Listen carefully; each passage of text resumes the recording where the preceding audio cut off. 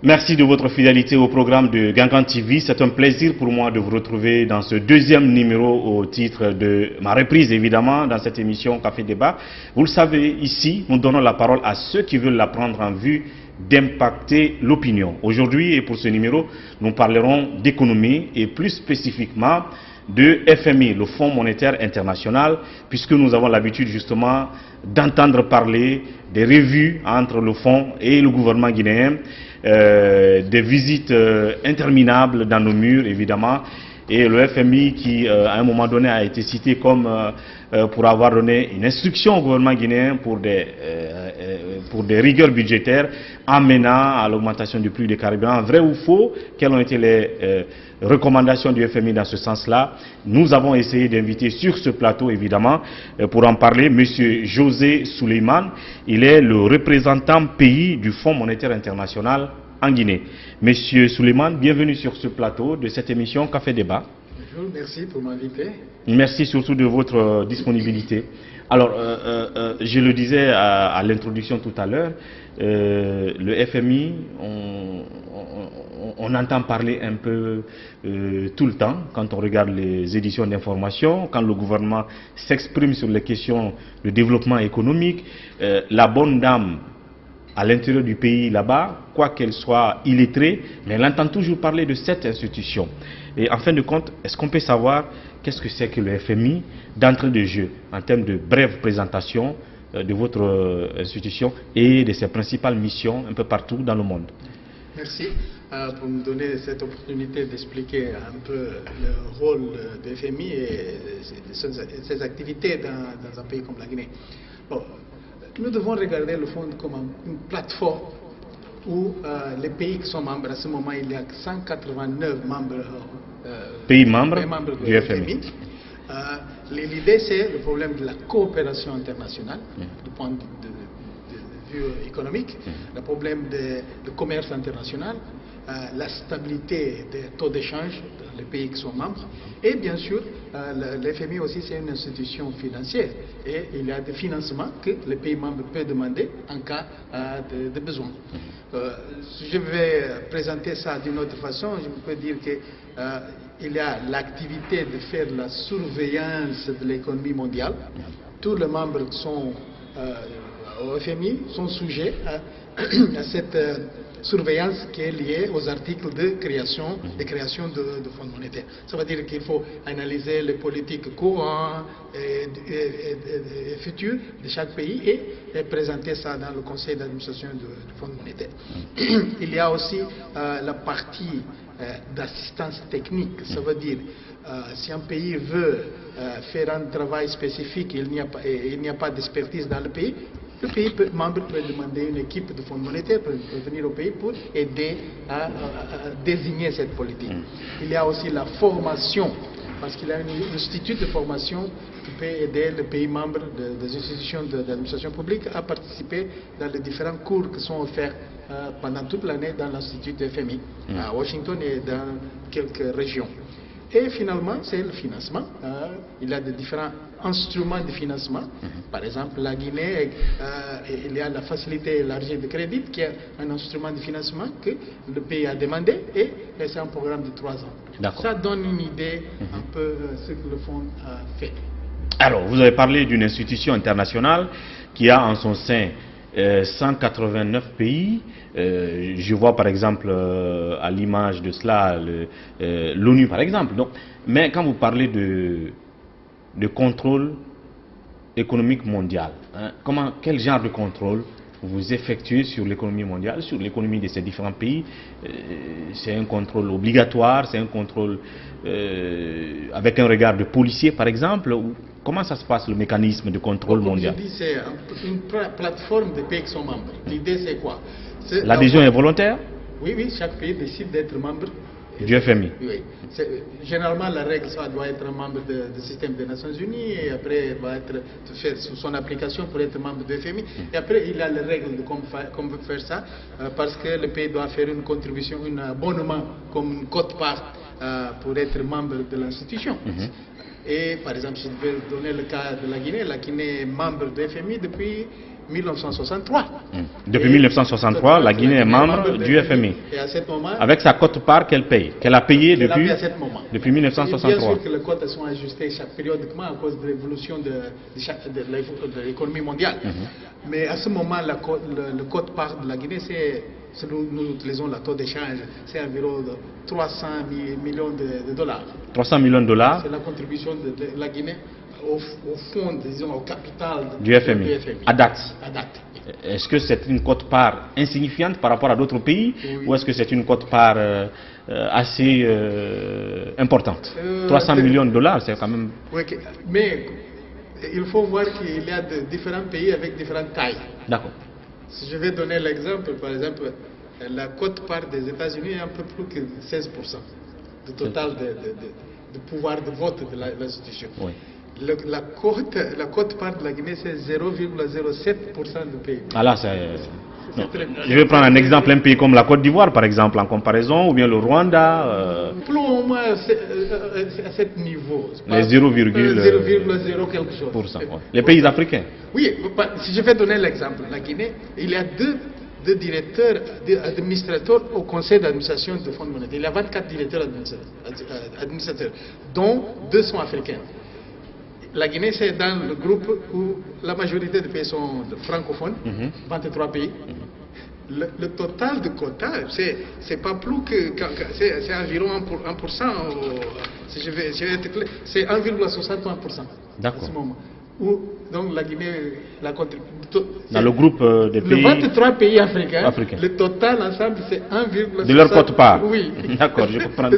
Vous pouvez voir que les économies sont très petites. Très petites, absolument. Bien. Mais, si je vais donner d'autres types d'exemples, par exemple, un pays comme je viens de dire, les États-Unis, c'est environ 16,5% de pouvoir de vote.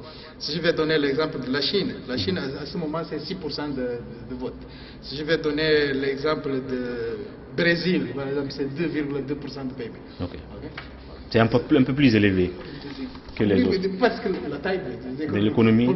Il y a, quand le pays décide de faire adhésion au Fonds monétaire, il y a une formule de calcul qui tient en compte la taille du PIB, le commerce international du pays, le niveau de réserve, tout ça. Il y a une formule qui est utilisée pour calculer le niveau de quote-part de chaque pays au moment d'adhésion. On va tout de suite parler de la Guinée. En réalité, l'effort que le FMI fait dans le processus de croissance économique de notre pays, ainsi de suite. Mais d'abord, le FMI, vu globalement, que ce soit dans les pays sous-développés ou dans les pays développés, le type de rapport qui existe entre cette institution, le Fonds monétaire international et les économies des pays, est-ce que, je ne sais pas, certains ont l'impression que les principes du FMI sont dictés, sont imposés, certains pays pensent qu'ils n'ont pas une certaine liberté d'utiliser leur budget, de définir leur budget. On parle de cadrage économique, à ne pas déborder, comment faire les dépenses, ainsi de suite. Est-ce que c'est ce type de rapport qu'il y a entre le FMI et ces pays quand vous êtes signataire des accords du FMI? Ça a besoin d'un peu de qualification. J'ai l'avantage d'avoir été un fonctionnaire de l'administration publique toute ma vie. Dans votre pays? Oui, j'étais directeur national de plan et budget pour 6 ans. J'étais la personne qui négociait avec le fonds, la Banque mondiale et les bailleurs de fonds. La première chose, quand je regarde cette affirmation, je dis, il faut faire attention comment les gens parlent. D'accord. Parce que la gestion macro, chaque pays, c'est la responsabilité de chaque pays. De l'État. Ce n'est pas le problème de FMI aujourd'hui. Ça doit être chose comme ça. Chaque pays doit faire son analyse macro, l'analyse de la dette du pays, doit faire son budget et savoir quelles sont les priorités dans le budget, comment utiliser le budget et comment financer le budget. Ça, ce sont les activités de chaque pays. Et pour coïncidence, sont ici les activités que le fonds fait. Si je vais résumer un peu, pour un pays comme la Guinée, le budget c'est un document très important. Et c'est ça que nous prenons beaucoup de temps pour discuter ce document, parce que c'est approuvé pour le Parlement et aussi il a des implications dans la société en général. Ce que je veux dire, est-ce que le FMI dit aux pays membres, je veux dire, c'est voilà comment vous devez définir votre budget, voilà comment vous devez planifier vos dépenses publiques. en fait, les principes que vous dictez, que chaque pays membre doit forcément respecter au risque de ne plus se voir aidé, appuyé par le FMI dans les différents programmes que vous avez. C'est ça que je dis. Cette mot dicté, c'est un peu trop fort. Trop fort pour le dire. Parce que je vais donner un exemple. C'est un pays fait de prêts, et le niveau de prêt est plus que le niveau de PIB. Le PIB, c'est le produit intérieur brut, le niveau de production du pays. Ça, c'est une situation bonne ou mauvaise. Ça veut dire, si vous faites des prêts qui sont plus élevés que les valeurs du produit intérieur brut, c'est qu'il y a un problème. Okay. Même quand il y a la discussion sur la convergence... C'est que vous êtes insolvable. Oui, c'est ça que le pays doit éviter. Et le conseil que le fonds donne, et vous pouvez voir dans chaque rapport de service, il y a un annexe qui parle de la viabilité de la dette du pays. C'est une analyse de 20 ans pour savoir tout ce qui existe pendant une période de 20 ans, c'est vérifier à ce moment la valeur actuelle de cette situation, pour savoir si les seuils qui sont appropriés pour un pays comme la Grèce sont suivis ou non. Ça, c'est le type d'analyse. Ce sont des instruments, des outils qui existent, mais chaque pays peut utiliser ça pour sa gestion du pays. Et le fonds, comme spécialisé dans ce type d'activité, peut aider le pays à avoir des techniciens qui puissent faire ce type d'analyse. C'est de cette façon que je dois voir. Ce n'est pas un problème d'imposition. Bon, d'autre façon, peut-être la chose qui crée un peu de confusion, c'est quand un pays a un programme, il a des mesures qui doivent être suivies. Bien sûr, la FMI, c'est une institution financière internationale. C'est comme si quelqu'un va à une banque et demandait un prêt. Est-ce que le prêt est donné sans condition? Il y a des conditions. C'est un peu comme ça. Parce que, la solvabilité. Mais le cas des FMI, ce n'est pas comme une banque, mais c'est pour discuter des mesures de politique qui vont combler une situation qui a demandé le pays, par exemple, à aller au Fonds monétaire, avoir un programme, une demande de financement. C'est un peu comme ça. Alors, les critères, quels sont les critères d'appui du FMI, les critères de prêt du FMI, parce que vous avez parlé d'un instrument de financement que le FMI utilise le plus dans les pays sous-développés comme la Guinée, par exemple, la facilité élargie de crédit. Mais il y a des critères pour être accessible sûrement à ces appuis, à ces prêts, et voir même les formations que vous donnez, parce que le FMI c'est aussi de la formation, c'est aussi de l'expertise, de la consultation, ainsi de suite. Pour être éligible à tous ces critères, quels sont les éléments basiques, élémentaires qu'un pays doit réunir? La première chose, c'est d'être membre du FMI. Bien entendu. C'est un membre, il a l'accès de tous les instruments. Et la demande est faite par le pays. Ce n'est pas le FMI qui demande le programme. Le FMI a une série d'instruments financiers, bien sûr, adaptés pour chaque type de pays. Mais c'est le pays qui doit demander un programme, parce qu'il y a peut-être une situation spécifique. Généralement, je donne l'exemple, supposant qu'un pays est exportateur de matières premières et que le prix chute. Le prix de la matière première chute sur le marché mondial. Que le pays exporte, chute, et que les exportations baissent aussi. Mais ça veut dire que le pays va perdre les réserves, les devises qui existent dans la Banque centrale. La façon que le financement de FMI existe, c'est pour financer les réserves, les devises du pays, pour que le pays ait une situation, disons, de protection sur la chute des prix. Et pour ça, demander le financement. Et ce financement vient, par exemple, via la facilité élargie de crédit, qui est un programme de 3 ans, et avec des revues chaque 6 mois. Et pour ça, pour chaque 6 mois, il y a des mesures qui sont suivies, des mesures quantitatives, ça veut dire, par exemple, si je donne un exemple, le solde budgétaire. Le solde budgétaire, à fin juin de 2018, doit être tel. Ça doit être suivi quand la mission arrive. La mission qui vient la semaine prochaine vient ici pour la seconde revue, de 18 septembre au 1er octobre, il y a une mission de FMI qui va être ici pour la seconde review de la FEC, qui va au conseil d'administration en décembre de cette année. On va parler de ça tout à l'heure. Toujours le FMI vu de façon globale, est-ce qu'il y a des pays qui peuvent être membres du FMI mais ne pas avoir besoin des prêts du FMI et ne pas être obligé d'avoir besoin du prêt du FMI? J'ai vu par exemple le vice-président de la Guinée équatoriale, à un moment qui disait nous on a une économie forte, on n'a pas besoin du FMI, qui nous axifie, qui nous demande ainsi de suite.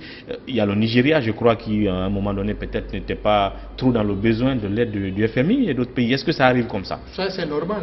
C'est pourquoi je dis, pour avoir un programme financier, c'est nécessaire d'être un membre. Mais ce n'est pas nécessaire d'avoir un programme avec le fonds. Mais la surveillance, qui est ce que s'appelle l'article 4 de la création du fonds, ça arrive pour tout le pays. Ça veut dire, même s'il n'y a pas un programme, supposons que la Guinée n'a pas un programme FEC, mais pour être comme membre de FMI, chaque année, une mission doit venir pour analyser les politiques courantes et de futur et produire ça qui s'appelle la surveillance au titre de l'article 4 de la création de fonds, et un rapport est produit et va au conseil d'administration pour présenter. Même les pays plus développés aussi, il a la surveillance qui est faite chaque année. La surveillance économique. Oui, via l'article 4. Tout le membre, il y a des obligations quand quelqu'un est membre d'une institution. Une des obligations, c'est d'être sujet à l'article 4. Même s'il n'y a pas un programme, la surveillance des mesures de politique économique, ça arrive parce que le pays est membre de l'institution.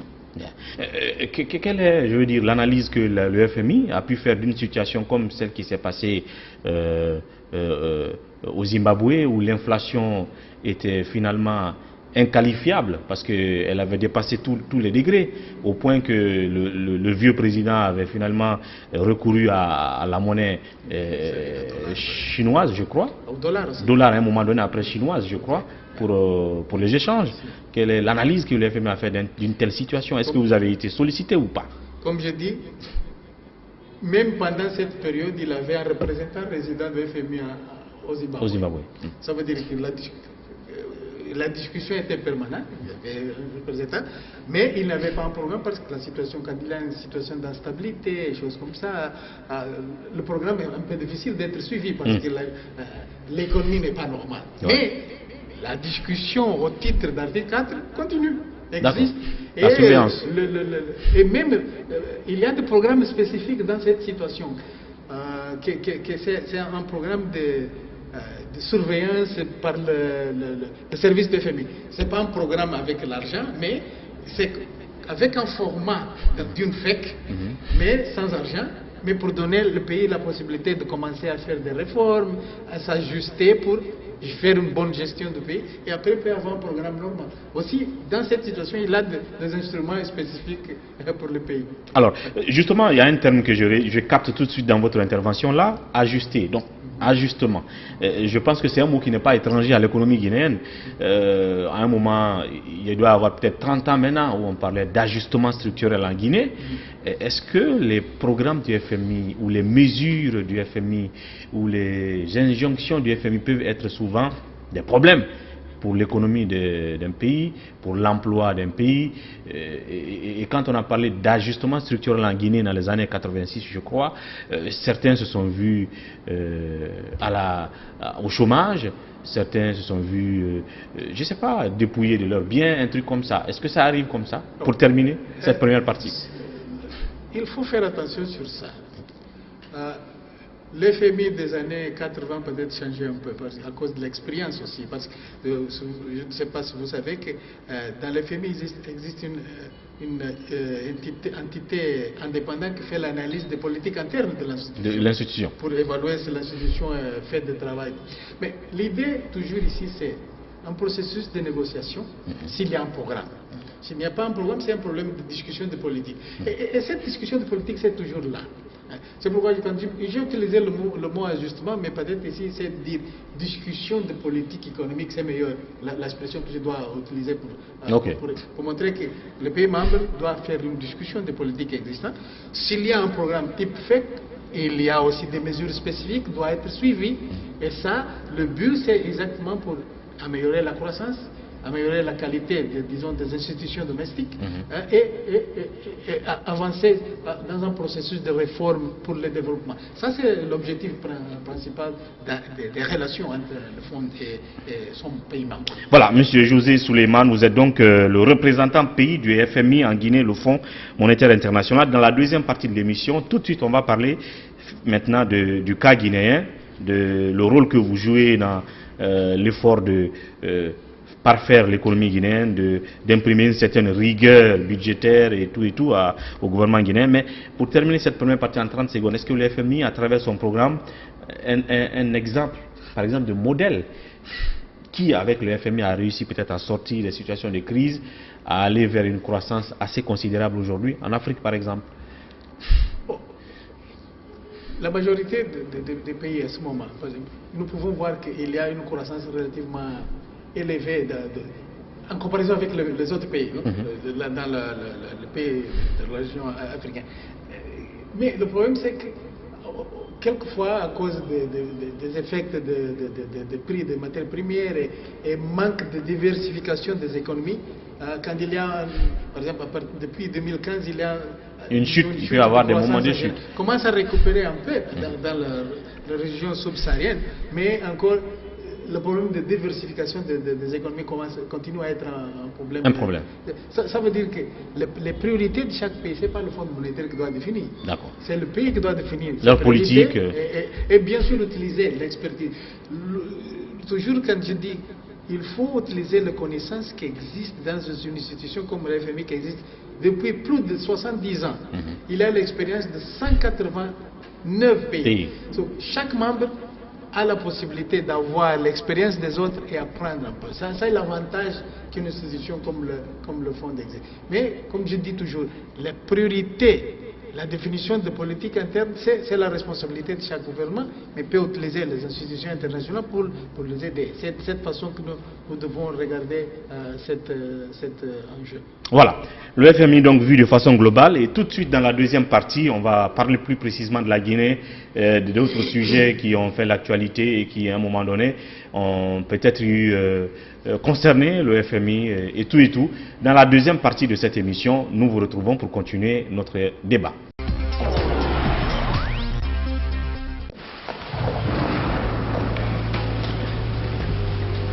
Il existe des choses qui nous donnent la force et l'audace d'aller au-delà de notre imagination. Le thé Akbar. Le thé Akbar est fabriqué en utilisant uniquement les feuilles soigneusement sélectionnées en provenance de Ceylon. La qualité du thé Akbar a été évaluée selon les normes les plus strictes par des experts en dégustation qui se sont appuyés sur près d'un siècle d'expertise dans ce domaine. Premier producteur de thé, vous pouvez faire confiance à la famille Akbar pour vous garantir votre santé. Seule la meilleure tasse de thé peut vous procurer de la fraîcheur. Thé Akbar, le leader mondial. Merci donc de nous retrouver dans cette deuxième partie de Café Débat. L'invité du jour, c'est bien Monsieur José Souleymane. Il est le représentant pays du FMI en République de Guinée. Avec lui, nous avons un peu fait une sorte de vue panoramique sur l'institution, puisqu'on entend toujours parler du FMI, ci et là, des programmes du FMI, ci et là. Qu'en est-il? Les types de relations qui peuvent exister entre cette institution et les différentes économies du monde.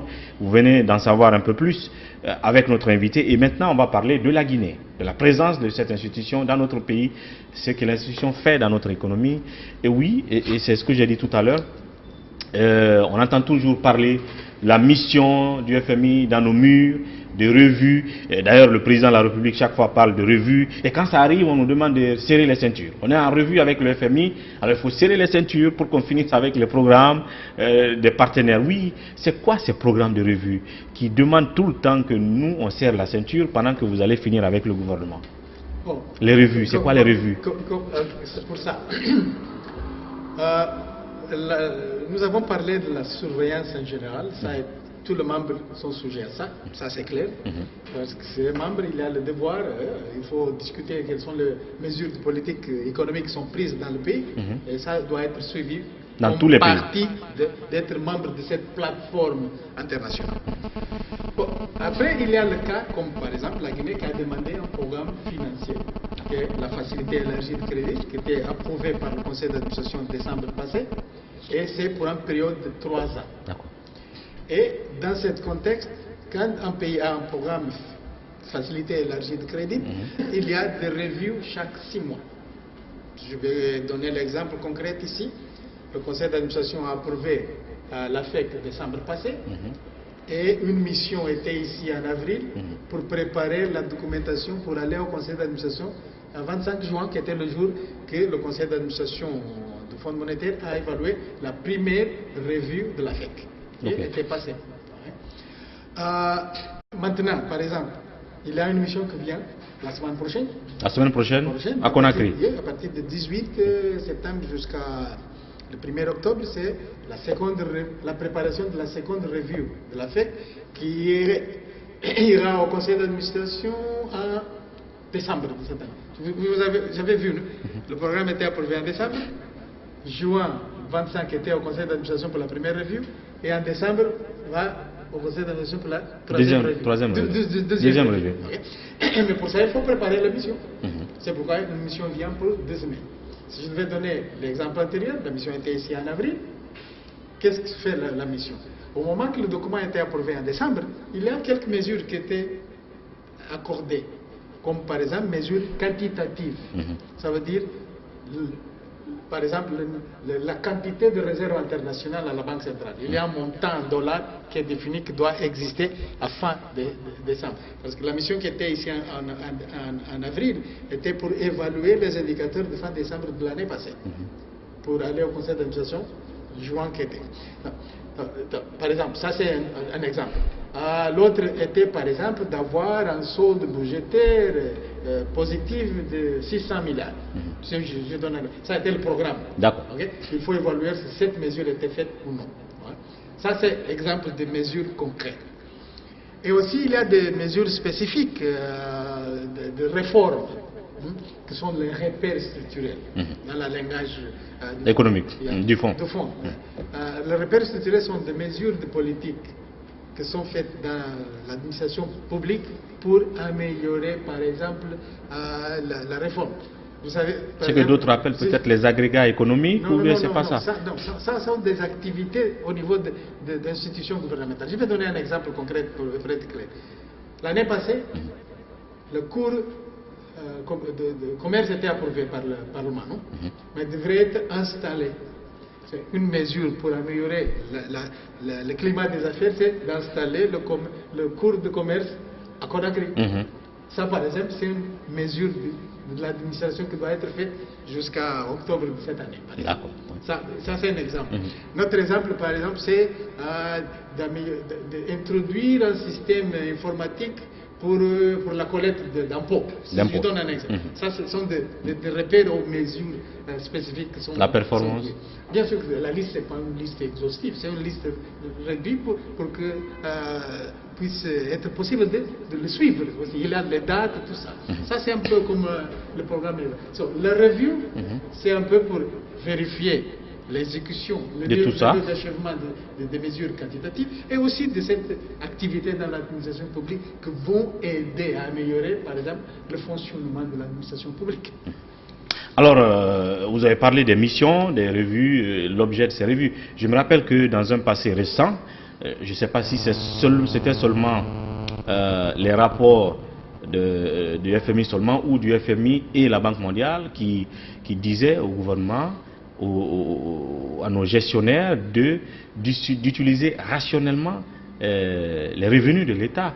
Est-ce que c'est parce que à l'issue des revues, vous avez constaté qu'il y a des recettes qui sont faites et qui sont stockées à la Banque centrale, mais qu'on les utilise mal en termes de dépenses publiques? Est-ce que vous vous rappelez de ce rapport? C'est très récent. Vous avez fait cette recommandation au gouvernement d'utiliser rationnellement les ressources. Je pense que ça, c'est lié à une mission d'assistance technique qui était ici pour faire ce qui s'appelle, dans le langage de gestion de finances publiques, PIMA. C'est Public Investment Management Assessment. Ça veut dire une évaluation de l'investissement public. Il avait une mission qui était ici récemment, mai, juillet 2018 là. Oui, cette année. Mais il y a d'autres missions d'assistance technique qui sont venues ici avant. Mais l'idée ici, c'est, le plus récent, c'est ça qui a été fait, si je ne me trompe pas, mai, qui était pour évaluer la gestion d'investissement public. Par exemple, ça a été une mission d'assistance technique qui était conjointe, oui, était la Banque mondiale et Fonds monétaire pour faire cette analyse de la gestion d'investissement public dans le cas de la Guinée et faire cette comparaison avec les autres pays similaires ou les autres pays en développement. Alors, quant à la fin de ce genre d'assistance technique, par exemple sur les investissements publics, vous recommandez aux pays du genre utiliser rationnellement les ressources autrement. implicitement, qu'est-ce que ça veut dire? Ok. Si je vais donner un exemple. Supposons que le gouvernement a décidé de faire un projet, disons, de route, qui doit être fait en 3 ans. Et le résultat, c'est 5 ans après, le route n'est pas complet. Ça, c'est un problème qui dit que la qualité d'investissement public, c'est pas bonne. Il faut revoir ça. Il faut améliorer. Il faut améliorer ça parce que l'argent public vient d'où? C'est l'impôt. Chaque citoyen paie. Il faut bien utiliser ça, c'est l'objectif. L'impôt est payé pour chaque citoyen. Et après, l'argent doit être bien utilisé pour les projets qui vont aider à développer le pays. Bonne route. Pourquoi? Le coût de transaction va réduire, le transport va être meilleur, rapidité, et l'activité économique va accélérer. C'est un peu la bonne qualité de dépenses publiques va générer de bonnes. C'est un moteur pour le développement. Le mode de vie. C'est bien fait. Et même qui vont faire ce type d'investissement, la route, sont des compagnies locales ou non, mais ça veut dire qu'emploi l'activité économique. C'est de cette façon que nous devons regarder que la qualité des dépenses publiques doit être telle qui réellement va contribuer pour la croissance du pays et améliorer la structure. Ça sont des réformes structurelles que nous parlons. Oui, mais est-ce que, même si le FMI utilise un langage diplomatique, mais est-ce que ce n'est pas une manière aussi de dire aux dirigeants, aux agents publics, écoutez, au lieu que vous mettez l'argent dans les poches, envoyez l'argent là où ça doit être, mais aussi, si on doit mettre 1 franc dans la construction d'une telle route, ne mettez pas 2 francs là-bas. Même si vous le dites dans un langage diplomatique, mais est-ce que ce n'est pas des leçons de moralisation de la gestion publique que vous faites à nos gouvernements? Et ça, c'est ça que je dis toujours. Le rapport de service, après, par exemple, nous allons au conseil d'administration. Il y a un rapport de service qui est analysé par le conseil d'administration et après publié dans la page web de FMI. J'ai toujours dit qu'il faut voir la page web, c'est www.imf.org. Vous allez voir tous les rapports qui sont faits sur la Guinée. Et là, il y a des recommandations, la façon que le technicien, il a l'avis de staff de FMI. Et aussi, vous pouvez avoir beaucoup d'informations qui sont utiles pour l'analyse économique. Je pense que ça, c'est quelque chose que, de cette émission, au moins que les gens commencent à aller à la page et à avoir beaucoup d'informations, lire sur les choses. Donc ce que vous voulez dire justement aux téléspectateurs, mais aussi à tous les observateurs, à des analystes économiques, ou économistes du pays, c'est de toujours être régulier sur le site du FMI pour voir tous les rapports que le FMI fait sur la Guinée et les recommandations. Alors, donc on va parler là aussi de ce concept de serrer la ceinture. Je tiens beaucoup à cela parce que les téléspectateurs aussi y tiennent. Genre quand un gouvernement ou quand notre gouvernement dit serrer la ceinture jusqu'à ce qu'on finisse le programme du FMI, qu'est-ce que ça veut dire? Bon, je ne vais pas parler au nom du gouvernement sur ça. Mais bien sûr. Moi, quand je regarde ça, ça veut dire que quand vous êtes là... Quand je regarde un commentaire comme ça, je dis que ce n'est pas un bon commentaire. Ah bon? Non, ça doit être clair. Est-ce que ça veut dire qu'il y a des investissements que le gouvernement ne peut pas faire tant qu'on est dans un programme avec le FMI? Ça, c'est la chose que je ne peux pas accepter aussi. L'idée, c'est qui définit la priorité des programmes qui sont dans le budget? Ça, c'est le gouvernement. C'est le gouvernement. Mais il doit être bien fait. Par exemple, le Fonds monétaire peut dire comment c'est possible que plus de 60% des projets qui sont dans l'investissement n'ont pas des études de faisabilité. Quelque chose ne marche pas. Ça, c'est le conseil. Il faut avoir des études de faisabilité pour les projets qui sont dans le budget. Pourquoi? S'il y a une étude de faisabilité, c'est clair quel est le coût, quel est le temps pour faire le projet, tout ça. Il y a une étude qui peut justifier réellement cette projet. S'il n'y a pas une étude, comment nous allons faire un projet? Vous pouvez voir, ça c'est le type de discussion que nous devons... Et ça, c'est qui est responsable de faire ça? C'est le gouvernement. Et ça, cette histoire de dire serrer la ceinture, je ne pense pas que c'est la façon correcte de dire les choses. Serrer pourquoi? S'il y a une bonne gestion, l'argent va être bien utilisé pour la croissance du pays et la croissance va être partagée pour tous les citoyens. Et je vais dire une chose, si quelqu'un va vérifier le programme FEC qui a été approuvé en décembre, il y a un des objectifs de ce programme, c'est de, par exemple, réduire les subventions aux entreprises publiques pour bénéficier des couches vulnérables et augmenter la dépense sociale. Justement, en parlant... Ça c'est une façon que ce programme était désigné. Je vois que beaucoup de gens ne parlent pas sur ça, mais... En parlant de la réduction des subventions, c'est là où nous venons justement à la question ou à deux questions qui ont fait l'actualité dans notre pays. Et dans ce débat-là, on a entendu parler du FMI. C'est par exemple la subvention de l'État à la fourniture de l'électricité aux populations et le prix du carburant à la pompe. On a vu le gouvernement dire à un moment, le FMI, après les revues ou nos programmes, nous ont instruit d'arrêter la subvention au carburant, donc augmenter le prix du carburant à la pompe, et tout comme à l'énergie, et ainsi de suite. Est-ce que, comment le FMI procède ainsi? Est-ce que c'est un ordre que vous donnez? Vous dites arrêtez de subventionner, alors augmentez le prix du carburant, arrêtez de subventionner l'énergie, augmentez les factures, ainsi de suite. Comment ça se fait? Il veut mieux expliquer comment le fonds fonctionne, peut-être pour éviter beaucoup de... Je regarde que le média, et même du côté du gouvernement, quelquefois, il a des incompréhensions. Des affirmations qui sont faites qu'il faut éclairer. Si je vais commencer avec le cas de l'électricité. De l'électricité. Regarde le budget de votre pays. Il y a une subvention, la loi de finances qui vient d'être approuvée, et même la loi de finances de l'année passée. Plus de 1000 milliards de subventions de GNF qui sont pour financer la compagnie. EDG. EDG. Ça, pourquoi? Ben, il y a des problèmes, peut-être c'est un problème d'inefficience, un problème de qualité de la compagnie, mais tout ça, il y a une implication dans le budget. Mais pour payer cette subvention, il faut avoir des recettes. Bien sûr. Recettes, ça veut dire impôt. Ça, c'est la première chose. Imagine, par exemple, cet niveau de subvention que va une compagnie spécifique est réduit pour augmenter quoi? Dépenses d'éducation, santé, des routes. Bon, ça, c'est, disons, la discussion qui doit exister. C'est pourquoi je dis, comment les gens parlent d'imposition. Il faut analyser bien la situation du pays et après vérifier comment les ressources doivent être bien utilisées. Ça, c'est un exemple. S'il y a une subvention, ça veut dire que les bénéfices sont moins que les coûts pour produire un produit. Mais quelqu'un va payer pour ça. S'il y a une subvention qui est dans le budget, ça veut dire que tout le monde va payer parce qu'il a l'impôt. Quelque part. Quelque part pour payer pour cette dépense. D'autre façon, ce n'est pas possible de payer pour ça. Mais la même chose, nous pouvons dire, mais c'est la compagnie plus efficiente, efficace. Moins de cette subvention doit être envoyée à la compagnie et ça veut dire qu'il va libérer le gouvernement avec des ressources qui peuvent être affectées ailleurs.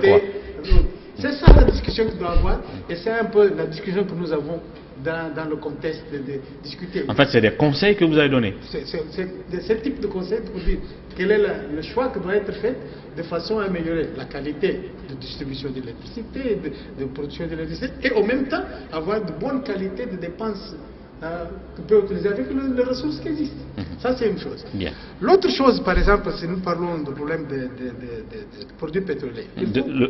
L'augmentation du prix du carburant qui jusque-là fait débat. On a cité le FMI. C'est pourquoi c'est important de comprendre comment le fonds fonctionne. C'est pourquoi je préfère faire ça pour expliquer comment pédagogiquement la machine fonctionne. La première chose que nous devons comprendre sur le carburant, c'est ça, c'est un produit qui est importé. La Guinée ne produit pas de produits pétroliers. Absolument. Il faut savoir comment va l'évolution du prix des produits pétroliers dans le marché. Quand le produit arrive aux portes de Conakry, quel est le prix? La structure du prix du pétrole. Avant ça. Pour commencer pour l'importation. D'accord. Ça, c'est la première phase. C'est le cordon douanier. Quel est le prix d'importation de cette produit? Si quelqu'un peut vérifier ça, on a fait une instruction mensuelle sur la structure de prix qui est publique, qui tient en compte un arrêté de 2014 qui montre la structure du prix. Et l'importation est là, et le prix est clair. Entre janvier 16 jusqu'à maintenant, le prix a doublé. D'accord. C'est seulement le prix d'importation, ça veut dire prix dans le marché international. Entre janvier 2016 et 2018, là, le prix d'importation du carburant a doublé. Ça, vous pouvez vérifier mensuellement la statistique. Ça, c'est une chose. Ça arrive. Après, il faut voir quelle est la structure de prix qui est défini par l'article, l'arrêté de 2014. Il a différentes lignes. Il y a la marge du distributeur, il y a la marge des détaillants, il y a le coût pour la transaction à les stations. C'est la marge des détaillants, mais il y a la marge du distributeur. Il y a le coût de transaction aux portes qu'on a créé et d'autres choses. Et après, il vient aussi le système d'impôt de votre pays. Parce que quand il y a une importation, il a le droit de douane. Tout à fait. Il a aussi la TVA. Et ça, c'est le problème, c'est la législation de votre pays. Donc, il faut voir ça pour calculer le prix réel. Si le prix réel est plus que le prix à la pompe, ça veut dire que quelque chose arrive là-bas. Peut être, par exemple, une perte de recettes du côté de douane. Peut être aussi, du côté du consommateur, bien sûr, que semble comme une subvention implicite, parce que ce n'est pas dit directement que c'est. Mais c'est une subvention implicite. Parce que la personne ne paie pas le prix réel du carburant. Du carburant quand elle est calculé selon la structure de prix qui existe. Oh, ça, c'est la seconde chose que je viens de dire. La troisième chose que dans cette analyse qui doit être vue, c'est le problème de la comparaison entre le prix ici et les pays voisins. Parce que d'autre façon, tu peux avoir de contrebande, des choses comme ça. Il faut aussi analyser ça. Mais bien sûr, je viens de dire qu'aussi le problème de l'évolution des recettes, c'est la recette à cause de maintenir un prix à la pompe que fait une perte des recettes. Ça aussi doit être analysé. Ça sont le type d'analyse que nous faisons. Et après analyse, vous avez constaté que il y a un manque de recettes. S'il y a un manque de recettes, il y a trois choses qui doivent arriver. Mais ça, pour dire quoi? Parce qu'il y a un critère de performance qui est le solde budgétaire. Et selon la loi de finances, même qui vient d'être approuvée, il doit avoir un solde budgétaire qui est excédentaire. S'il y a un manque de recettes, ça veut dire que cette solde budgétaire ne va être au niveau qu'il devrait être. Ça veut dire, quand il y a un manque de recettes, il y a trois choses qui doivent être faites. Un, trouver une alternative de recettes. Ça, c'est pas possible. Il faut ajuster les dépenses ou faire un mélange de deux. Les deux. C'est la seule façon d'ajuster pour avoir le même objectif qui vient dans la loi de finances qui vient du pays. Ça, c'est la logique des choses. Bien sûr que les gens vont dire tel et tel, mais ça, c'est la logique. Et comme conseiller du gouvernement, c'est la façon que nous travaillons. Donc, en clair, vous avez fait l'analyse économique de tous ces facteurs et vous avez montré le tableau. Donc, à l'État guinéen, il n'y a pas une imposition. Donc, le gouvernement est face à la responsabilité de faire un choix économique. Ça, quand je regarde, par exemple, de janvier jusqu'à juin, disons. Mais aussi, le résultat de 2017 a un impact sur ça. Parce que, selon la loi de finances initiale, devrait être un solde excédentaire et le résultat était un déficit. Ça veut dire un écart qui va être... Donc le budget initial de l'année passée présentait un solde déficitaire. À la fin, décembre, était un solde déficitaire quand il devrait être un solde positif. Ça aussi, c'est une demande de mesures qui doit être ajustée s'il y a un programme avec le fonds. Ça, c'est la façon de retourner au équilibre macroéconomique. Bien. Et donc aujourd'hui, pour terminer cette émission, on a compris clairement que le FMI n'impose pas, mais fait des analyses économiques et présente la situation au gouvernement de faire des choix stratégiques, bénéfiques pour la performance de l'économie. Et voilà. Donc, en clair, en ce qui concerne l'évaluation que vous faites, qui est peut-être le principal rôle du FMI vis-à-vis des pays partenaires, des pays membres, l'évaluation économique, le contrôle économique, qu'est-ce que vous pouvez dire de la direction de notre économie maintenant, actuellement, en termes de performance, en termes des indices de croissance, et tout, macro et microéconomie, tout.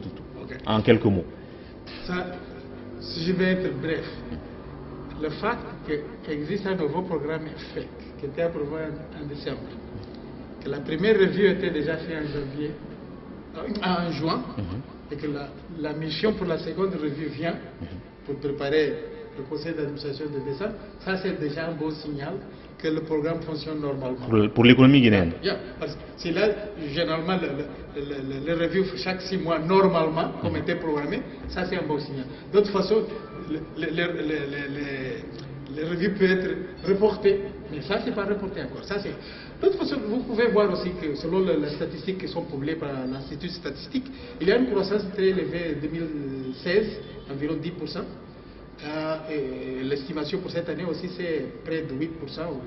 Mais ça, c'est l'effet aussi qu'il y a une croissance importante dans le côté du secteur minier.